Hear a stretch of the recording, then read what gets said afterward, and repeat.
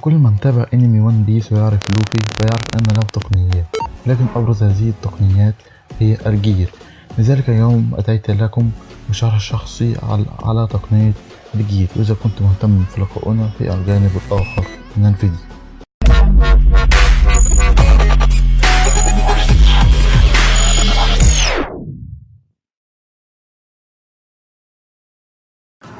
كما قلنا أن للوفي له تقنيات كثيرة، منها المبتكرة مثل ضربة المسدس أو البازوكا، منها المقلدة وأبرزها الريد هوك كمقلدة من إيس وظهرت في أرك اليوجين. لكن هناك تقنية وهي يعتبر الأبرز عند لوفي والأكثر استخداما وأيضا الأقوى بين التقنيات، وهي الجير.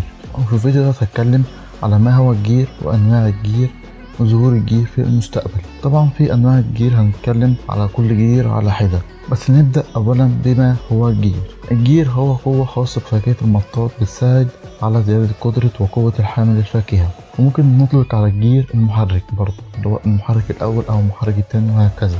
التعريف يعني المحركات يعني مش محتاج يعني شرح كتير. ندخل بقى على تاني حاجة وهي أنواع المحركات. وحتى الآن ظهر 4 محركات، اللي هو المحرك الأول، المحرك التاني، المحرك الثالث والرابع. ناخد كل محرك على حدة. طبعا اول حاجه المحرك الاول. يعتبر المحرك الاول ده يا جماعه هو الشكل العادي لفاكهه المطاط. يعتبر ان اي شخص ياكل فاكهه يزداد قوه، ويعتبر لفاكهه المطاط ان ده الجير الاول او المحرك الاول. الجير الاول يا جماعه مش مهم قوي. ندخل بقى على الجير الثاني. الجير الثاني يعتبر قوه اضافيه للوفي طبعا لفاكهه المطاط. يعتبر الجير الثاني زي تسارع الدم داخل الجسم، يزداد الشخص سرعه وقوه. وطبعا في هناك بس شخصين استخدمها الجير الثاني او المحرك الثاني. الاول معانا اللي هو لوفي، وكان اول مره يستخدمها في ارك الانس لوبي في ايتالو ديد بلونو. وبعد كده شفنا شرح مفصل للمحرك الثاني من لوتشي. وكان المشكله الوحيده في المحرك الثاني اللي هي بتنقص من العمر. بس برضو كان يا جماعه في استخدام تاني يعتبر هو الاول، بس كان في فيلم يعتبر الفيلم ده فيلر، هو الفيلم السابع او التاسع مش متاكد بالظبط. تاني شخص معانا يا جماعه هو كان الوايت بيرد او اللحيه البيضاء، وفي حرب الميرين فورد، وكانت تقنيه مشابهه جدا جدا للمحرك الثاني. ندخل على ثالث نوع معانا هو المحرك الثالث. يعتبر الجير الثالث تكبير الجسم، بمعنى تكبير حجم اليد او الرجل وهكذا. يعني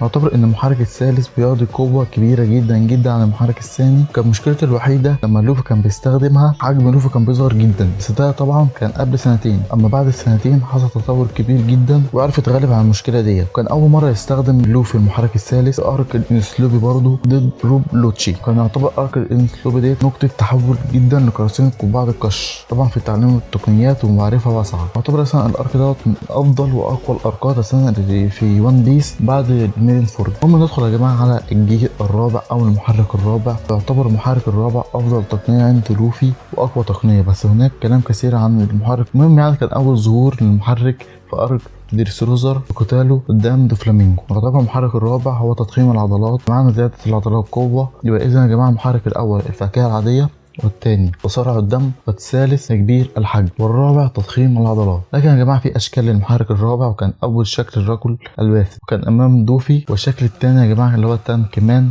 في ايتالو امام كراكر في ارك الكعك كامله. بس انا اعتقد يا جماعه في اشكال ثانيه كتيره، منهم شكل الرجل القرد ورجل الاسد ورجل النمر ورجل الثعلب. يا جماعه اشكال الحيوانات يا جماعه اللي ظهرت في جزيره التدريب الخاص بلوفي. واكتر حاجه يا جماعه اكدت لي الكلام دوت هو ظهور رجل الثعبان في اخر حلقه ضد كاتاكوري في الحلقه رقم 869 اخر حلقه خالص. وبرضه يا جماعه في اثبات اخر وهو التقنيه اللي انهت على دوفلامينجو في ارك ديرسروزر، وهو تقنيه الكينج كونج. انا اتمنى الكلام ده يحصل يعني، وتكون اضافه قويه جدا جدا للوفي، واعتقد يعني هتظهر في ارك كوانو او حاجه زي كده يعني. واخيرا يا جماعه النقطه الاخيره معانا وهي وجود جير خامس في المستقبل او لا. انا عن نفسي اعتقد ان هناك جير في المستقبل، وهتظهر في ايتالو ضد احد اليونكو، بس مش في ارك كوانو اللي هو ضد اليونكو كايدو. واعتقد يا جماعه اللي هو ضد شانكس، وتكون حاجه من الاثنين، ان يكون تجميع الجير الثاني والثالث والرابع، او استخدام اكبر وهو تكبير او تضخيم، وتكون تدخل في الاحياء او الكيمياء. وانا الصراحه ما بحبش اتدخل في المواد دي. المهم يعني يا جماعه، بس انا برضو مش ناسي